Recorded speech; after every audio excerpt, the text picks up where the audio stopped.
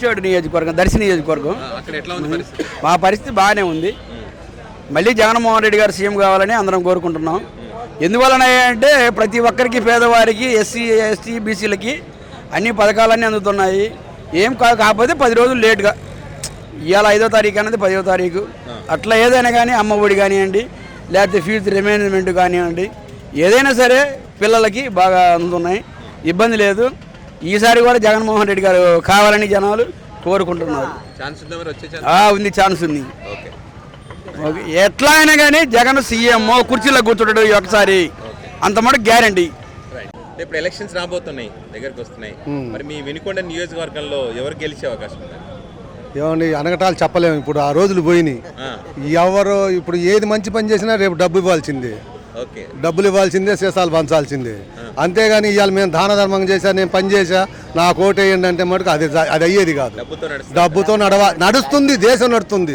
మన ఒక్క ఈ తాలూకా ఒక్కటే కాదు, దేశం అంతా అదే కాన్స్టిట్యూషన్లో ఉంది. అందువల్ల ఇది మనం ఇవాళ డబ్బు లేకపోతే రేపు ఓటేయమంటే వేయరు. అది పోయింది. ఆ రోజు డబ్బు పంచాల్సిందే, సీసాలు పంచాల్సిందే. పంచుతారు కూడా అట్ట పంచుతారు, ఆగరలే. మన మాట పట్టే కూడా ఆగరు. అట్లా నడుస్తుంది, దేశం నడుతుంది. మరి ఇప్పుడు ఎమ్మెల్యే గారు ఏమైనా పని చేశారా? చేశారండి, తనకు తగ్గట్టు తను బాగా చేశాడు. రోడ్లు చేశాడు, కొండ మీద గుడి కానీ రోడ్డు చేశాడు. ఇంతకుముందు నీళ్ళు అల్లాడిపోయేవాళ్ళు మంచినీళ్ళకి. ఆ సింగర్ చెరువు మటుకు తనివి తీరా చేశాడు, దాన్ని మటుకు ఒప్పుకోవాలి దాన్ని. అంతవరకు పర్వాలా. ఈ రోడ్లు కూడా పర్వాలా. ఇంతకు ముందుకు అక్కడ నర్సాపేట రోడ్డు అల్లాడిపోయేవాళ్ళం. అలాంటిది లక్ష్యాలు కానీ ఖచ్చితంగా మడిసి వచ్చిపోతున్నాడు. బాగుంది, బాగానే ఉంది. సో ఇప్పుడు మరి ఎలక్షన్స్ అంటే ఎవరు గెలిచే ఛాన్స్ అంటే మీరు చెప్పలేనంటారు? చెప్పలేమండి, అది చెప్పలేము. అది అలా అది ఆ రోజులను బట్టి ఆ రోజు ఎట్టుంటుందో ఎట్టుంటుందో అనేది ఈయన గెలుస్తాడని చెప్పలేము. అది మటుకు వస్తాం. ఎట్లా ఉంది భాష? మీ నియోజకవర్గంలో ఎవరు గెలిచే ఛాన్స్ ఉందంటారు? మన నియోజకవర్గంలో బొల్ల బ్రహ్మనాయుడు గారు, పైన సీఎం జగన్. ఎందుకని అట్లా అంటే ఇప్పుడు టీడీపీ ఇక్కడ 10 ఏళ్ళు అధికారం చేసింది, కానీ వినుకొండలో ఏం అభివృద్ధి చెందలేదండి. ఇప్పుడు మన బొల్ల బ్రహ్మనాయుడు గారు వచ్చిన తర్వాత 4 ఏళ్ళ అధికారంలో, అంతకుముందు టీడీపీ హయాంలో ట్యాంకర్లు ఉంటే ఆడళ్ళు జాకెట్లు వేసి చించుకునేవాళ్ళు, జడలు లాక్కునేవాళ్ళు, అట్టుండేది. ఇప్పుడు 4 ఏళ్ళ అధికారం వచ్చిన తర్వాత రోజు మార్చి రోజు నీళ్ళు వస్తున్నాయి, పిల్లలకి అమ్మఒడి డబ్బులు పడుతున్నాయి, 45 ఏళ్ళు నిండిన వాళ్ళకి ఏమో డబ్బులు వస్తున్నాయి. తర్వాత 1వ తారీఖు రాగానే తెల్లజాన 5:30కే వాలంటీర్లు డోర్ కొట్టి పెన్షన్ డబ్బులు ఇస్తున్నారు. ఇంకా అభివృద్ధి నెక్స్ట్ సీఎం జగనే కావాలని కోరుకుంటున్నాను. మీకేమైనా పర్సనల్గా లబ్ధి పొందినారా మీరు?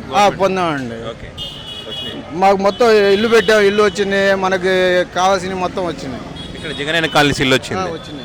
అంటే దగ్గరలో లోకల్ ఇచ్చారా, దూరం ఉందా? కొద్దిగా దూరం ఉండేది సార్, అయినా కానీ మా పార్టీని దగ్గరుండి మేము గెలిపించుకుంటాం సార్. దగ్గరుండి వినుకొండ నియోజకవర్గం డెవలప్మెంట్ జరిగింది, రోడ్ల వెడల్పు జరిగింది, మంచినీళ్ళ సౌకర్యం వచ్చింది, రోజు మార్చి రోజు నీళ్లు వస్తున్నాయి.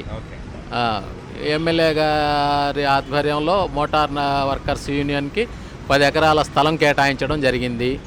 స్థల కేటాయింపు జరగడం అయింది. ఇంకా ఆ స్థలానికి కావలసిన మౌలిక సదుపాయాలు, కరెంటు, నీళ్లు, రోడ్లు ఇవన్నీ కూడా మళ్ళీ నేను అధికారంలోకి వచ్చిన తర్వాత అవి కూడా చేస్తామని చెప్పారు. అంటే ఇప్పుడున్న పరిస్థితుల్లో మళ్ళీ అధికారంలోకి వచ్చే అవకాశం ఉందంటారా? 100% కూడా రావడానికి అవకాశం ఉంది.